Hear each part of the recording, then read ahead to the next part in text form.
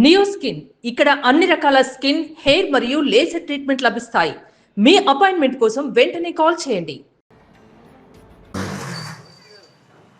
Hi అండి, బాగున్నా. ఇక్కడ వేరే ఒక ఆర్టిస్ట్ ఉంటున్నానని చెప్పి అన్నారు. ఆవనుకుంటా. ఎక్కడ ఉంటున్నారు ఇప్పుడు? ఏడవకండి, ఎందుకు ఏడుస్తున్నారు? ప్రాబ్లం లేదు.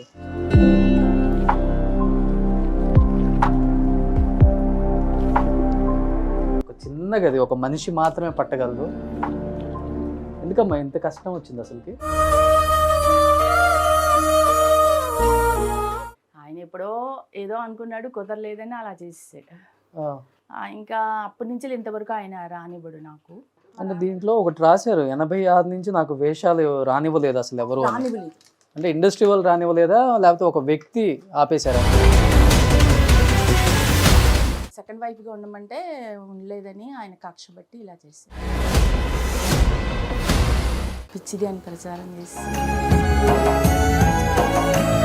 నిజంగా మెంటల్ అయితే బాగుండు.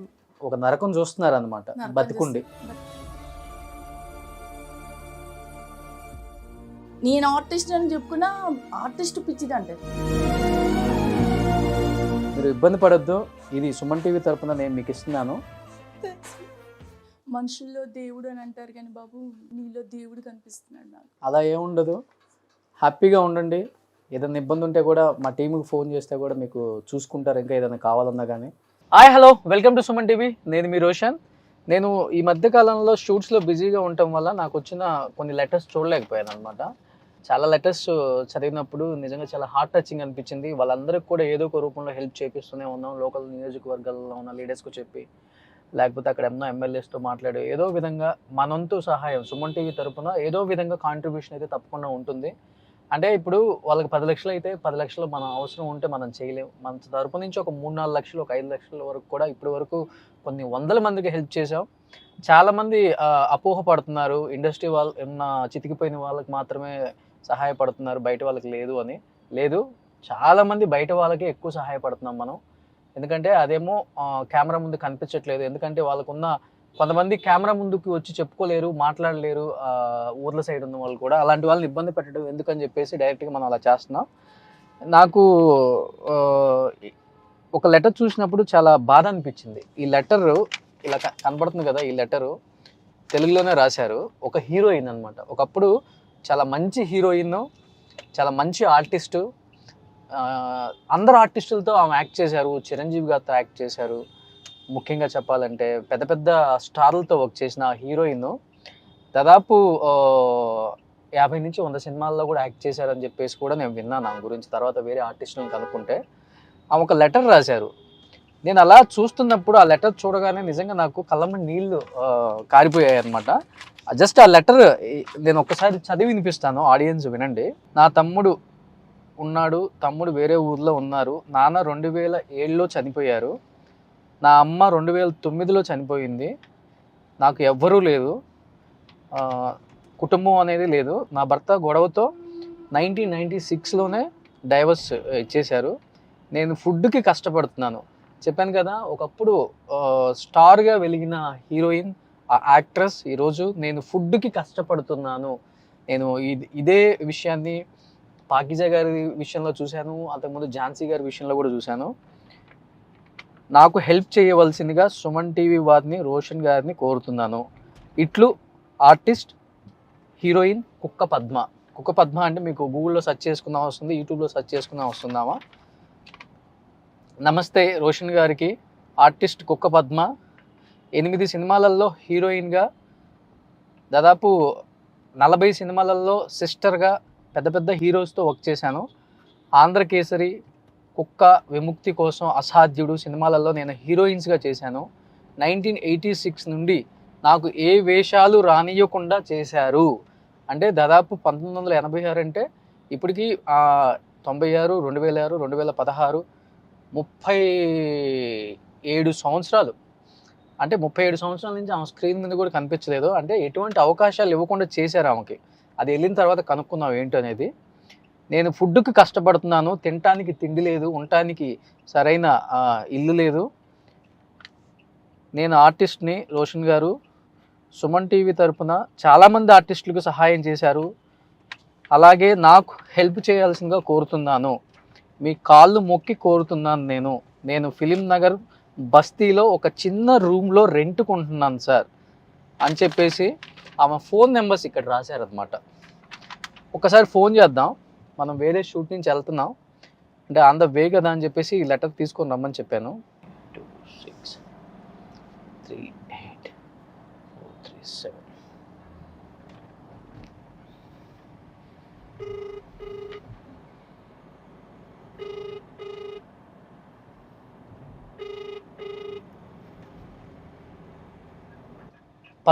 పద్మ గారు అండి? అవును, నేను రోషన్ మాట్లాడుతున్నాను సుమన్ టీవీ నుంచి. చెప్పండి బాబు. అమ్మ, మీరు ఒక లెటర్ ఇచ్చి వెళ్ళారు కదా ఛానల్లో. అవును అవును బాబు, మీకోసమే ఇచ్చాను. ఇది మీరు రాశారా లేకపోతే వేరే వాళ్ళు రాసి పంపించారా? నేనే రాశాను, నా చేతితోనే రాశాను. అదే ఈ లెటర్ నేను చదివినప్పుడు చాలా బాధ అనిపించిందమ్మా. ఎందుకంటే అంత మంచి ఆర్టిస్టు ఈరోజు తినడానికి తిండి లేదు, అవకాశాలు కూడా రానివ్వలేదు నాకు ఆ రోజుల్లో అని చెప్పి రాసింది ఈ లెటర్లో. అవును బాబు, చాలా కష్టపడుతున్నాను. మీరు ఇప్పుడు ఫిలిం నగర్ బస్తీలో ఉంటున్నానని రాశారు దీంట్లో. అవును బాబు, ఫిలిం నగర్ బస్తీలోనే ఉంటున్నాను నేను. ఎక్కడ ఉంటున్నారు ఫిలిం నగర్లో? ఇప్పుడు ఆంధ్రజ్యోతి ఉంది కదా ఫిలిం నగర్ బస్తీలో. ఓకే, ఆంధ్రజ్యోతి బాబు. అవునవును. ఆంధ్రజ్యోతి ఆఫీస్ నుంచి కొంచెం ముందుకు రావాలి. ముందుకు వస్తే అక్కడ 4 రోడ్లు ఉంటాయి, ఇటు ఇటు ఇటు. అక్కడ పంచాయతీ ఉంటది, మున్సిపాలిటీ ఆఫీస్, ఆటోలన్నీ ఉంటాయి అక్కడ. ఓకే, ఆంధ్రజ్యోతి ఆఫీస్ అంటే ఇటు కదా, లోపలికి రావాలి. ఇటు నుంచి వెళ్ళొచ్చా? అక్కడ ఈశ్వర్ కటింగ్ షాప్ అని ఉంటది, ఆ లోపలికి రావాలి. ఆ లోపల సరే, నేను 4 సర్కిల్స్ దగ్గరికి వచ్చినప్పుడు కాల్ చేస్తానమ్మా. సరే బాబు. సరే బాబు. సో ఇది పరిస్థితి. అంటే లాస్ట్ టైం మనం పాకీజా గారిని చేసినప్పుడు కూడా ఇదే పరిస్థితి.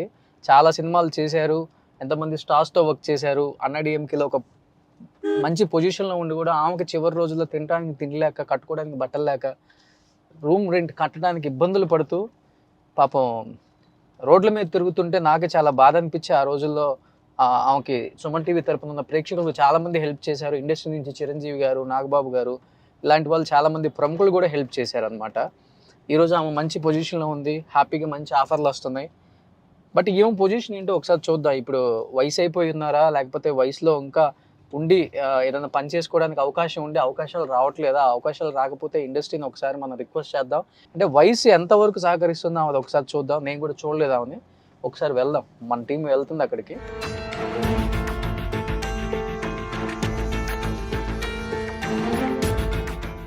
ఇది మున్సిపల్ కార్పొరేషన్ ఆఫీస్ ఇదేనా? హలో అమ్మ, నేను రోషన్ని. ఇక్కడ మున్సిపల్ కార్పొరేషన్ ఆఫీస్ ఉంది, అవును బాబు. దానికి రైట్ తిరగాల? నేను రానా బాబు కిందికి? రండి ఒకసారి.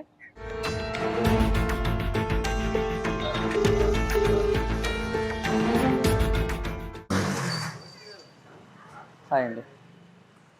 బాగున్నా. ఇక్కడ వేరే ఒక ఆర్టిస్ట్ ఉంటున్నానని చెప్పి అన్నారు, అనుకుంటా. ఓ మీరేనా? బాగున్నారా? ఎక్కడ ఉంటున్నారు ఇప్పుడు? అవునా, ఏడవకండి. ఎందుకు ఏడుస్తున్నారు? ప్రాబ్లం లేదు. ఎక్కడ ఇల్లు? వెళ్దామా రండి. ఎన్ని సంవత్సరాలు అయిపోయింది మీరు ఇక్కడ ఉండి? 1 year అయిపోయింది. కూల్. ఎమోషనల్ అవ్వద్దు. అదే దీంట్లో రాశారు, అన్నానికి కూడా ఇబ్బందిగా ఉంది బాగా అని. అయ్యో, చాలా మంచి పేరు బాబు. ఏం లేదమ్మా, మీరంతా ఒకప్పుడు ఎంతో స్టార్డమ్ చూసిన వాళ్ళు. అంటే చాలా మందిని చూసాం, ఎందుకు ఇలా అయిపోయే లాస్ట్ రోజులు అర్థం లేదు నాకు కూడా. ఇక్కడ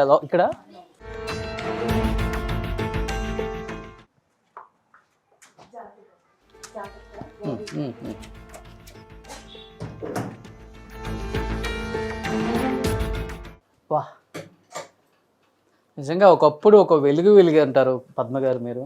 అలాంటిది ఒక చిన్న గది ఒక మనిషి మాత్రమే పట్టగలరు. నేను ఇంకా కొంచెం ఒక మంచి ఇంట్లో సింగిల్ బెడ్రూమ్లో ఉంటారేమో అనుకున్నాను. అలాంటిది ఒక చిన్న గది ఒక మనిషి మాత్రమే ఉండగలరు. ఎందుకమ్మా ఇంత కష్టం వచ్చింది అసలుకి? నిజంగా ఫస్ట్ ఒకప్పుడు వయసులో ఎలా ఉన్నారో చూడండి ఆమె ఒక్కసారి. ఏజ్లో ఉన్నప్పుడు ఎలా ఉన్నారో ఒకసారి మీకు కనిపిస్తున్నారు. ఇక్కడ చిరంజీవి గారితో యాక్ట్ చేసింది.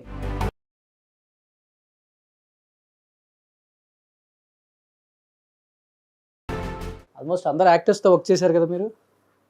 చిరంజీవి గారితో, రాజశేఖర్ గారితో, శ్రీదేవి గారితో, జయసూర్య గారితో, జయప్రద గారితో. ఫస్ట్ ఆఫ్ ఆల్ ఆడియన్స్కి ఇప్పుడున్న వాళ్ళకి మీరు తెలియపోవచ్చమ్మా, మీరు ఏమేమి సినిమాలు చేశారు ఒకసారి హీరోయిన్గా కూడా? కుక్క అని ఒక సినిమాలో హీరోయిన్గా చేశాను, నారాయణరావు గారు భారీగా చేశాను. Yandamuri Veerendranath writer and producer దానికి. ఆ తర్వాతనేమో విముక్తి కోసంలో హీరోయిన్గా చేశాను, సాయిచంద్ భారీగా చేశాను అనమాట. చలపతి గారు చాలామంది ఉన్నారనమాట దాంట్లో. తర్వాతనేమో అందరికేసరి సినిమాలో చేశాను, అన్మాయమ్మ క్యారెక్టర్. అందరికేసరి ఉంది కదా, ఆమె అన్మాయమ్మ క్యారెక్టర్ చేశాను అనమాట. అందరికేసరి వైఫ్ హీరోయిన్గా చేశాను. విజయ్ చంద్ర గారు భారీగా చేశాను. చిరంజీవి గారితో ఎన్ని పిక్చర్స్ చేశారు? చిరంజీవి గారితో ఒక సినిమా చేశాను, మొండిగెటం సినిమా చేశాను. హీరో చిరంజీవి గారి చెల్లెలుగా చేశాను. అది చిరంజీవి గారి చెల్లెలు క్యారెక్టర్, మంచి క్యారెక్టర్. పాట కూడా ఉంది, బల బల మగవాడు దొరికాడు చెల్లెమ్మ అనే పాట కూడా ఉంది చిరంజీవి గారితో నాతో. ఆ తర్వాత దొరబిడ్డ చేశాను, రాజశేఖర్ చెల్లెలుగా చేశాను. ఆ తర్వాత నేను రాఖీ సినిమా చేశాను, జయప్రద గారు ఉన్నారు కదా, ఆమె సిస్టర్గా, ఆయనకు తమ్ముడు శ్రీరామ్ కుమార్ అనుకుంటాను, అబ్బాయి సిస్టర్గా చేశాను. ఆడపిల్లలో జయసూర్య సిస్టర్గా చేశాను. మా తెలుగు తల్లి ఓంకార్ గారి భార్యగా చేశాను. తర్వాతనేమో ఆలయం అని ఒక సినిమాలో హీరోయిన్ చేశాను. సజీవ మూర్తులు అని ఒక సినిమాలో హీరోయిన్గా చేశాను.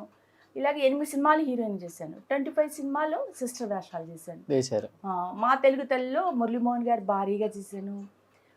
తర్వాతనేమో పరాశక్తి చేశాను, పిసి రెడ్డి గారి సినిమా. రాఖీ కూడా పిసి రెడ్డి గారి సినిమానే. ఇలా చాలా 25 మూవీస్ దాకా చేశాను. అమ్మా ఇన్ని సినిమాలు చేశారు, హీరోయిన్గా పెద్ద పెద్ద స్టార్లతో వర్క్ చేశారు, కొద్ది గొప్ప కూడబెట్టుకొని ఉంటారు ఆ రోజుల్లో. ఎందుకంటే చివరి రోజుల్లో తినటానికి కూడా తినలేక నిజంగా ఒక మనిషి మాత్రమే పట్టగల లోపల చూస్తే చాలా బాధ అనిపించింది నాకు కూడా కిందకు వచ్చినప్పుడే. ఎందుకమ్మా ఇలా ఎలా అయిపోయింది ఇలా? 1980 నుంచి 86 దాకా 35 మూవీస్ చేశాను. 1980 నుంచి 86 దాకా 35 మూవీస్ చేశాను వరుసగా. ఇదనమాట 1986 నుంచి కథలు రాయడం మొదలుపెట్టాడు. ఇంకా ఆయన రానివ్వడం మానేసాడు, రానియలేదు మిమ్మల్ని. ఎందుకు? రీజన్ ఏంటి? ఆయన ఎప్పుడో ఏదో అనుకున్నాడు, కుదరలేదని అలా చేసేసాడు. ఇంకా అప్పటి నుంచి ఇంతవరకు ఆయన రానివ్వడు నాకు. ఆయన ఇంకా సినిమాలందరూ మంచారు, సీరియల్స్ వాళ్ళందరూ మంచారు. మా నాన్నగారు నేషనల్ శాంపిల్స్ వాళ్ళు సూపరింటెండెంట్గా జాబ్ చేశారు. ఇక్కడ హైదరాబాద్ ఉన్నప్పుడు పిక్చర్ హౌస్లో చేసేవారు, చెన్నైలో ఉన్నప్పుడు శాస్త్రి భవన్లో చేశారు. వేషాల కోసమే శాస్త్రి భవన్ వెళ్ళాం మేము. అక్కడ వేషాలు ఫీల్డ్ ఇక్కడికి వచ్చేసింది. మళ్ళీ సినీ ఫీల్డ్ కోసం నేను హైదరాబాద్కి వచ్చింది అనమాట. అయితే మా నాన్నగారు అక్కడ శాస్త్రి భవన్లో చేసేవారు. అంటే దీంట్లో ఒకటి రాశారు, 86 నుంచి నాకు వేషాలు రానివ్వలేదు అసలు ఎవరు. రానివ్వలేదు అంటే ఇండస్ట్రీ వాళ్ళు రానివ్వలేదా, లేకపోతే ఒక వ్యక్తి ఆపేశారా? ఆయన ఎప్పుడో 1998లో అతని భారీగా ఉండమంటే ఉండలేదని నన్ను రానిలేదు. అంటే ఆయన మిమ్మల్ని చేసుకోవాలన్నారు? చేసుకోవడం కాదు, సెకండ్ వైఫ్గా ఉండమంటే ఉండలేదని ఆయన కక్ష బట్టి ఇలా చేశారు. అవునా? అంత తప్ప సినిమాలందరూ చాలా మంచి. ఇప్పుడు ఏంటి అసలు మీ ప్రాబ్లం ఏంటి? ఎందుకని అంటే సంపాదించిందంత ఏమైపోయింది అసలుకి? అప్పుడు చాలా తక్కువ ఇచ్చేవాళ్ళు కదా, 1980, 86లో సీరియల్స్ ఇవన్నీ లేవు కదా. అప్పుడు చాలా తక్కువ ఉండేది. అది నా చెప్పులకి మెయింటైన్గా సరిపోయేది. ఇంకా మా నాన్నగారే పెట్టేవారు, పిచ్చిది అని ప్రచారం చేసి ఏమేమో కథలు రాస్తాడు. మీరు పిచ్చి వాళ్ళని ప్రచారం చేశారు. ఆయనకేం పని? ఆయనకి అంత అవసరం ఉండదు కదా. అది ఎలా అంటే అది ఎక్స్పీరియన్స్ వల్ల తెలుస్తుంది, అది చెప్తే అర్థం కాదు. ఇంకా మా నాన్నగారు ఏం చేశారు, ఇంకా రాదమ్మా నీకు వేషాలు అని మ్యారేజ్ చేశారు. ఇక్కడ సూరి గోపి అని ఆయన వెల్డరు. ఇక్కడ సవేర్ ఫంక్షన్లో 3 days చేశారు మ్యారేజ్. మ్యారేజ్ అయిపోయిన తర్వాత ఆయన వేరే భార్య పిల్లల్ని పెట్టుకొని పెళ్లి చేసుకున్నాడు. నేను ఇది తెలిసి ఆయన మీద కేసు పెట్టేశాను 96న. నేను కోర్టు చుట్టూ తిరుగుతుంటే ఆయన పట్టుకొని ఆయన్ని గోపి అని, సూరిబాబు ఆయన పేరు, గోపి అని పేరు మార్చి మేనేజర్గా చేసేసాడు. ఆయన కూతుర్ని అస్మిత కర్ణిని ఆర్టిస్ట్గా చేసేసారు నా పేరు మీద. అయిపోయిన తర్వాత పెళ్లి కాదు షూటింగ్ అని కొట్టేపించుకున్నారు. ఆ జడ్జిమెంట్లు కూడా ఉన్నాయి నా దగ్గర. ఇంకా అయిపోయినాక ఇంకా మా నాన్నగారు 2007 చనిపోయారు. మా అమ్మ 2009 చనిపోయింది హార్ట్ అటాక్తో, నా గురించి ఆలోచిస్తే. ఇంకా ఆ తర్వాత మా బ్రదరు పెద్దమ్ముడు చనిపోయాడు 1990. బాబు మిమ్మల్ని చూస్తే బ్రదర్ మా పెద్దమ్ముడే గుర్తుకొస్తుంది. ఇంకా చిన్న తమ్ముడు ఉన్నాడు. నా బాధకి వాడికి నా గురించి ఆలోచించి వాడికి హార్ట్ అటాక్ వచ్చింది. దేవుడు బతికాడు.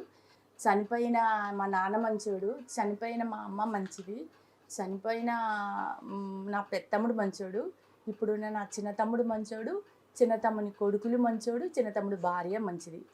వాళ్ళని కూడా హింసిస్తుంటే వాళ్ళు వేరే దిక్కు బతుకుతున్నారు, నేను ఇక్కడ బతుకుతున్నాను అనమాట. వాడికి 2 కోట్ల అప్పు ఉంది, వాడి కష్టాలు నాకు ఎలా చేస్తున్నారు, వాడిని అలా. ఉన్న ఆస్తులను అమ్మేసుకున్నారా మీరు? అసలు ఆస్తులే మా నాన్నగారు నేషనల్, నాకు మా నాన్నగారు రిటైర్ అయిన 10 lakhs వస్తే నాకే పెట్టారు, నా తమ్ముడికి కూడా ఇవ్వలేదు. అమ్మ ఆడపిల్లవి పెళ్లి చేసుకుంటే నీకు పిల్లలు అవుతాయి అని పిల్లల్ని చేసుకోవచ్చులే అని. నా తమ్ముడికి కూడా ఏమీ లేదు. ఇంకా వాళ్ళు పెళ్లి కాదు షూటింగ్ అని కొట్టేపించుకున్నారు. అది ఇంకా ఇప్పుడు ఏంటి మీకు ప్రాబ్లం? తినడానికి కూడా ఇబ్బందిగా ఉందా? బాగా ఇబ్బందిగా ఉంది. తినడానికి కూడా వేషాలు ఇవ్వరు, మెంటల్ అని ఎవరు. పాపం సినిమా వాళ్ళు మంచి వాళ్ళు, ఎవరైనా వేషం వస్తే వీళ్ళు తీయించేస్తారు. డబ్బింగ్స్ ఇవ్వరు, డబ్బింగ్కి వెళ్తే ఇవ్వనీరు అంటే వాళ్ళు భయపడతారు. పిచ్చి వాళ్ళని ముద్ర వేసారు మీకు. ఇవ్వరు. ఇంకా వేషాలు రావు, ఈ డబ్బింగ్స్ రావు. ఫోన్లే అని చెప్పేసి ఇక్కడ పాపం ఇన్ని రోజులు నా తమ్ముడే చూసాడు. తమ్ముడు పంపిస్తే ఏదో ఇంత బతకడం. మరి ఏం తింటున్నారు మీరు? అయితే నేను అప్పుడు ఇక్కడ ఏదైనా జాబ్ చేసుకొని వెళ్తే అక్కడికి వచ్చేస్తారనమాట. మెంటల్లీ సరిగ్గా లేదు, ఆ పిచ్చి కనుక్కోండి ఈ పిచ్చి కనుక్కోండి అని మొదలు పెడతారు. వాళ్ళు ఏం చేస్తారు, నన్ను తోసేస్తారు. అంటే అవతలు వచ్చిన వాళ్ళని ఏం అనలేరు కదా, ఎందుకు వచ్చినప్పుడు నన్ను తోసేస్తారు. అదన్నమాట. నెలవారు తెచ్చుకునే ఎలా తెచ్చుకుంటున్నారు మరి? సరుకులు కానీ డబ్బులు లేవు కదా, మరి ఎట్లా? మా పెన్షన్ ఇస్తుంది. ఎంత ఇస్తున్నారు? 6,000 ఇస్తున్నారు. నా తమ్ముడు కొంచెం పంపిస్తుంది. ఇది రూము? ఇది 6,000 దాకా అవుతుంది. ఇది రెంట్ ఇది ఒక మనిషి మాత్రమే పడతారు ఈ ఇంట్లో. ఈ రూమ్ కూడా 6,000 రెంట్, 5,000 రెంట్, కరెంటుతో మొత్తం 6,000. మా ఫంక్షన్ వచ్చింది మీకు అయిపోతుంది. మా బ్రదర్ పంపేది ఫుడ్కి, మిగతా వాటికి సరిపోతుందా? అది కష్టంగా ఉందని నేను అంటున్నాను. మెంటల్ అని ముద్ర వేసినప్పుడు ఏమనిపించింది పద్మ గారు? నిజంగా మెంటల్ది అయితే బాగుండు. యాక్చువల్గా మెంటల్ది నిజంగా అయిపోయింది అనుకోండి, దానికి ఏం తెలీదు.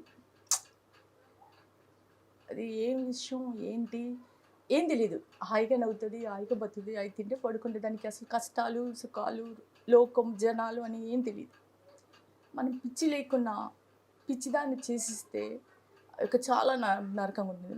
ఈటీవీ, జీటీవీ, మా టీవీ, జెమినీ టీవీ జనాలు ఈ ఎవరో మొగుళ్ళని ఫాలో అవుతున్నారు, నాకు తెలియదు. ఏ మొగుడు లేడు. ఇది ఒక్క సూర్యగోపితో పెళ్ళయింది, డైవర్స్ వచ్చేసింది అంతే. వీళ్ళందరూ కలిసి వచ్చిన డబ్బుని పంచుకుంటున్నారు అన్నమాట. పిచ్చి అని ఉంటే నిజంగా పిచ్చిదాన్ని అయిపోతే బాగుండు.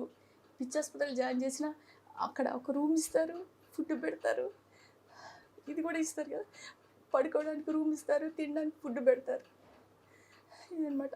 పిచ్చి లేకుండా పిచ్చిని ప్రచారం చేయడం వల్ల చాలా కష్టంగా ఉంటుంది. సో ఒక నరకం చూస్తున్నారు అనమాట బతికుండి. ఏదైనా సినిమా వాళ్ళ దగ్గరికి వెళ్ళినా అసలు జనాలు ఎవరు గుర్తుపట్టరు నేను ఆర్టిస్ట్ అని, మర్చిపోయారు అందరూ ఆల్మోస్ట్. నేను ఎవరైనా పలానా వేషం చేశాను ఆర్టిస్ట్ని అని చెప్తే పిచ్చిదండి ఇది ఏం ఆర్టిస్ట్ అని చెప్పుకుంటుంది. అంటే నేను ఆర్టిస్ట్ అని చెప్పుకున్నా ఆర్టిస్ట్ పిచ్చిది అంటారు. అట్లా ఉంది. మీరు నిజంగా చాలా ఇబ్బందుల్లో పడుతున్నారు. మీరు చెప్పడమే కాదు, అంటే నా యాక్చువల్ అమ్మ పెట్టదు అడుక్కొనిదు, అలాగనే ఏ మొగుడు లేడు, ఏ మొగుడు పెట్టడు అడుక్కొనిడు. నా ఇంట్లో ఏ మొగుడు లేడు. 96నే డైవర్స్ వచ్చింది. 96 నుంచి నేను ఒంటరిగానే ఉంటున్నాను, ఒంటరిగానే బతుకుతున్నాను. నేను మీ గురించి కనుక్కున్నాక వేరే ఆర్టిస్టులకు కూడా ఫోన్ చేసి కనుక్కుంటే నిజంగానే ఆమె ఇబ్బందుల్లోనే ఉన్నారు, ఇప్పుడు తినడానికి తిండి కూడా లేదు, మీరు సహాయం చెయ్యొచ్చు అని చెప్పిన తర్వాతే మా టీం అన్ని కనుక్కున్న తర్వాతే మీకు ఫోన్ చేయడం జరిగింది. నాకు ఏ మొగుడు లేడండి, ఏ మొగుడు పెట్టడు అడుక్కొని. అర్థమైంది, మిమ్మల్ని మానసికంగా లేడు, నాకు దేవుడు సాక్షిగా లేడండి. ఇబ్బందులు పెడుతున్నారు, దానివల్ల మీరు కొంత స్ట్రెస్కి గురయ్యారని అర్థమైంది. చాలామంది అదే చెప్పారు మాకు. మీరు ఇబ్బంది పడొద్దు, ఇది సుమన్ టీవీ తరపున నేను మీకు ఇస్తున్నాను. అండ్ చాలామందికి చెప్తున్నాను, ఆమె ఒకప్పుడు ఒక మంచి లైఫ్ లీడ్ చేసిన ఒక మంచి ఆర్టిస్ట్ కూడా. అలాంటిది ఈరోజు ఆమె మెంటల్ది అని ఒక ప్రచారం చేయటం వల్ల ఆర్థికంగా చితికిపోయారు, శారీరకంగా చితికిపోయారు, తినడానికి తిండి లేక బయట వేరే పని కూడా చేసుకోనిక ఆమెని ఒక రూమ్లో, అంటే యాక్చువల్గా చెప్పాలంటే ఒక చెరసాల అనుకోవటమే. నిజంగా తలా ఒక 500-1000 రూపాయలు ఎవరికి తోచినంత వాళ్ళు మా వైపు నుంచి మేము ఇచ్చాం. ఆమె పెద్ద లక్షలు కోరుకోవట్లేదు. నెలకి ఆమెకి మా పెన్షన్ ఒక 6000 వస్తుంది, అది ఇంటి అద్దెకి సరిపోతుంది. నెలకు ఒక 5000 ఉంటే 5000 6000 ఉంటే ఆమెకి మెడిసిన్ లేకపోతే తినడానికి కొంచెం బియ్యం తెచ్చుకోవడానికి అలా ఒక 100 200 300 సహాయం చేసినా కానీ ఆమె హ్యాపీగా ఉంటారు. ఆ అకౌంట్ నెంబర్ కూడా మేము డిస్ప్లేలో పెడతాం. కొంచెం హెల్ప్ చేయాలనుకున్న వాళ్ళు కుక్క పద్మ గారికి మనం ఫోన్పే నుంచి కూడా అకౌంట్ త్రూ పంపొచ్చు కూడా. ఎవరికి తోచినంత వాళ్ళు హెల్ప్ చేయండి. నేను డెఫినెట్గా దీన్ని కొంచెం పెద్దవాళ్ళకి కూడా చెప్తాను. మా వైపు నుంచి ఇంకా ఏదైనా అవకాశం ఉంటే కూడా నేను పంపిస్తానమ్మా, ఇబ్బంది లేకుండా. మనుషుల్లో దేవుడు అని అంటారు కానీ బాబు నీలో దేవుడు కనిపిస్తున్నాడు నాకు. అలా ఏముండదు, హ్యాపీగా ఉండండి. ఏదైనా ఇబ్బంది ఉంటే కూడా మా టీంకి ఫోన్ చేస్తే కూడా మీకు చూసుకుంటారు, ఇంకా ఏదైనా కావాలన్నా కానీ. ఆడియన్స్ మీరందరూ నన్ను మర్చిపోయి ఉంటారు. నేను కుక్క పద్మని హీరోయిన్గా చేశాను. 8 సినిమాలు హీరోయిన్గా, 20 సినిమాలు సిస్టర్గా చేశాను. విముక్తి కోసం సినిమాలో నా పాట ఇప్పటికీ వినిపిస్తూ ఉంటుంది. మీరందరూ నాకు హెల్ప్ చేయండి. నేను చాలా కష్టపడుతున్నాను అమ్మా, ఫుడ్ కూడా కష్టపడుతున్నాను. చాలా హెల్ప్ చేయవలసిందిగా కోరుతున్నాను. అలాగే సినిమా వాళ్ళకి కూడా నేను ఒకటి అడుగుతున్నాను, కళ్ళతో చూడాలి, చెవులతో వినాలి, నమ్మాలి. కానీ చాలామంది డూప్లికేట్ పద్మలు 20 మంది అయిపోయారు. నా పేరు దొంగిలించేశారు. నాకు ఒక వేషం ఇవ్వండి. నేను అదే చెప్తున్నాను, నా ఇంట్లో ఏ ముగ్గుడు లేదు. సూర్యగోపితో పెళ్ళింది 96 డైవర్స్ వచ్చింది, ఇంకా అంతే. నాకు ఏ లవర్ లేడు, ఏ హస్బెండ్ లేడు. నేను ఒక ముసలి దాన్ని. నాకు ఒక వేషం ఇవ్వండి, కడుపుకి ఇంత అన్నం పెట్టవలసిందిగా సినిమా వాళ్ళని కాళ్ళు మొక్కి కోరుతున్నాను. నేను కాదు, డూప్లికేట్ పద్మలు. అర్థం చేసుకోండి. ఈ మొగుడు పెట్టడు, అడుక్కొనిడు. అలా ఉంది నా పరిస్థితి. అందరి కాలు మొక్కి కోరుతున్నాను. ఓకే మా, డెఫినెట్గా మా వైపు నుంచి ఇంకా ఏదైనా అవకాశం ఉందా కానీ మీకు చేపిస్తాం. హ్యాపీగా ఉండండి. లాస్ట్ స్టేజ్లో ఎప్పుడు హ్యాపీగా ఉండాలి. నేను హ్యాపీగా ఉన్నా ఉన్నివ్వడం లేదు. సరే, గత అయిపోయింది. జరగాల్సిన డ్యామేజ్ అంతా జరిగిపోయింది కాబట్టి ఇప్పుడు మీరు ఈ స్టేజ్లో ఆలోచించాల్సింది మీకు జరగటం. సో ఉంటుంది ఒక చిన్న రూమ్లో కాబట్టి ఆమెకు పెద్దగా కోరికలు కూడా లేవు. ఏదన్నా అవకాశాలు ఇవ్వాలి అనుకుంటే ఆమెకు అవకాశాలు కూడా ఇవ్వచ్చు. అట్ ది సేమ్ టైం ఆమెకి ఎవరన్నా హెల్ప్ చేయాల్సిన వాళ్ళు అకౌంట్ నెంబర్ కూడా మేము డిస్ప్లే చేస్తాం. ఎవరో ఒకరు తోచినంత ఆమెకు హెల్ప్ చేస్తే ఈ స్టేజ్లో చాలా హ్యాపీగా ఉంటారు అని మనస్ఫూర్తిగా కోరుకుంటున్నాను ప్రేక్షకులందరూ కూడా. ఎందుకంటే చాలామందికి హెల్ప్ చేయించాం మీ త్రూ. అండ్ నా పర్సనల్ రిక్వెస్ట్ పద్మ గారికి కూడా హెల్ప్ చేయాల్సిందిగా కోరుతున్నాను సుమన్ టీవీ తరపు నుంచి. Thank you so much.